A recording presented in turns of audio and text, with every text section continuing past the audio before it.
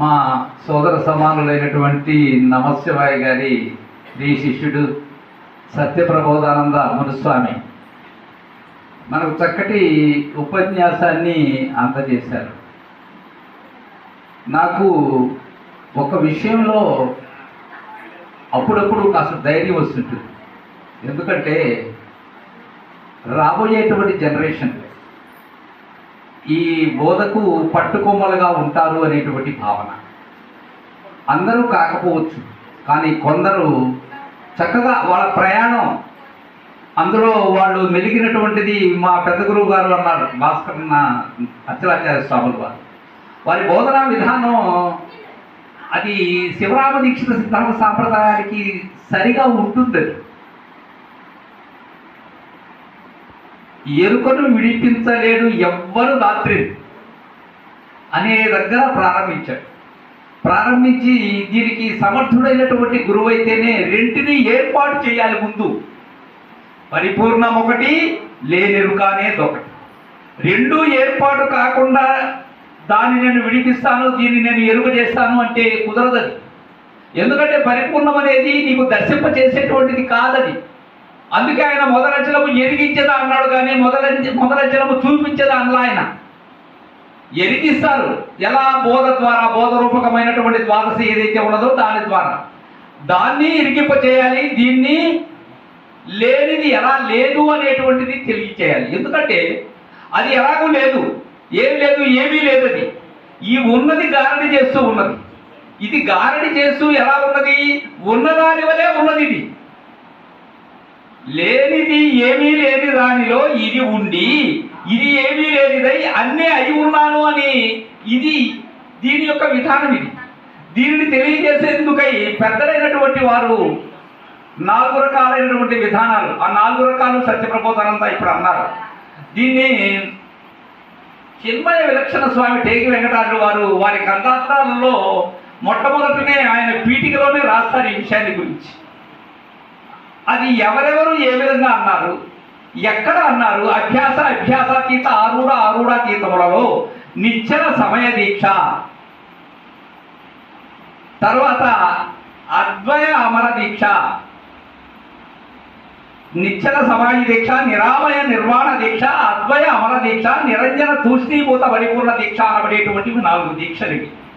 ఈ 4 దీక్షల్లో మొట్టమొదటి వేమన గారిని తీసుకుంటారు. ఆయన పరిపూర్ణములో ఎరుక పుట్టుచున్నది, గిట్టుచున్నది. తర్వాత అల్లమ ప్రభువు గారిని తీసుకుంటారు. పరిపూర్ణం ఎరుక అవ్వదు, ఎరుక పరిపూర్ణము అవ్వదు అని. తర్వాత పరిపూర్ణము ఎరుక కాదు, ఎరుక పరిపూర్ణము కాదు శివరామ దీక్షితుల వారిది. పరిపూర్ణములో ఎరుక పుట్టనే లేదు, ఇది అది కాదు అనేటువంటిది దక్షిణామూర్తి వారిది. ఇవి 4 కూడా సిద్ధాంత వాక్యములే. అయితే మనకు సత్యప్రబోధానంద మునుస్వామి చెప్పినట్లుగా ఇవి సమస్తాన్ని కూడా ఔపాసన బట్టి గురువు ద్వారా ఆ సూచన సక్రమంగా ఎరిగినటువంటి సమర్థుడైనటువంటి బోధాధికారికైతే, గురువు కాదు బోధాధికారికైతే, గురువు అయితే ఎందుకంటే అక్కడ పలుకులేదు. ఇంకా బోధాధికారి అయితే సరిగా వివరించగలడు. పరిపూర్ణము ఎరుక కాదు, ఎరుక పరిపూర్ణము కాదు. దీనిలో ఉన్న గమ్మత్తైనటువంటి విషయం ఏంటంటే పరిపూర్ణము ఎరుక కాదు. ఎందుకని? పరిపూర్ణము ఎరుక కాదని కాదు, నీకు ఎరుక కాదని. అది నీకు ఎరుకైతే అది ఎరుకే. అది ఎరుక పరిపూర్ణము కాదు. ఏనాటికి కూడా ఎరుక అనబడేటువంటిది ఇది లేనిదే. ఉన్నది ఇది ఎలా అవుతుంది? అది ఎరిగినటువంటిది. అందుకే హరి కన్నటువంటి దానికే చెప్పారు. అంటే మనకు తెలియదు కదా, గజమునకు అంటే ఏనుగుకు కలలో హరి వచ్చినట్లయితే ఆ ఏనుగు మరణం అనేటువంటి వాస్తవానికి హరి ఏనాడు రాదు. అయితే రాకుండా మరణం ఎలా జరుగుతుంది? హరికల్లోకి రాలా, కానీ కరికలలోకి వస్తుంది. ఏమొస్తుంది? ఏనుగు. ఇక్కడ కళ అంటే ఏంటి? ఎవరి కళ అది? అహం రూపమైనటువంటి ఏనుగు ఏదైతే ఉన్నదో దాని కళ. మనకు ఈ జాగ్రత్త అనబడేటువంటిది మనం యథార్థంగా అనుకుంటూ ఉన్నాం. మహనీయులైనటువంటి వారికి ఏమై ఉన్నది? కళ అయి ఉన్నది. ఆ కళలోకి వస్తూ ఉన్నదని వచ్చినటువంటి సింహం అయితే దాన్ని చీల్చి చెండాడుతుంది, అప్పుడు లేదది. కానీ యథార్థమైనటువంటి కలికి వచ్చినటువంటి కళ ఏదైతే ఉన్నదో ఆ కళ జాగ్రత్తలో జాగ్రత్త అయినటువంటి కళ అయి ఉండాలి. అది ఎలాంటిదై ఉండాలి? స్వప్నంలో జాగ్రత్త అయి ఉండాలి. అలాంటప్పుడు ఇక ఆ హరిని కన్నటువంటి ఈ గజము ఏనాడు లేదు. సూర్యుని ప్రకాశం వచ్చిన తర్వాత లేకుండా పోవటం లేదు చీకటి, సూర్యుని ప్రకాశమే చీకటి లేదు. అదొకసారి రావటం ఇదొకసారి పోవటం కాదు, రెండు ఏకకాలంలోనే జరుగుతూ ఉన్నాయి.